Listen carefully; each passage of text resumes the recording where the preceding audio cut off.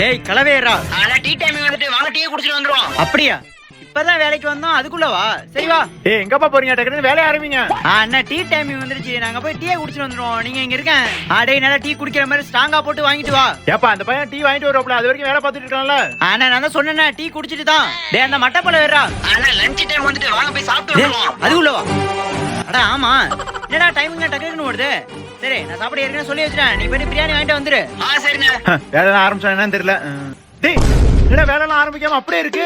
அண்ணா lunch time வந்துட்டு போய் சாப்பிட்டு சரசரன்னு இந்த பக்கம் செவுத்து வந்து தூக்குறேன் பாருங்க. 1 hour later.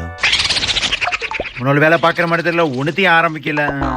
டேய் என்ன தூங்கிட்டு இருக்கீங்க? அண்ணா இப்பதான் சாப்பிட்டான், உடனே வேலை பார்த்தா எல்லாம் வெளில வந்துடாது. ஒரு 4 மணிக்கு மேல பாப்போம். டேய் ஓனர் வந்துட்டாரு, இந்த நேரம் பார்த்து தூங்குனா வேலையை எப்ப பாக்குறது?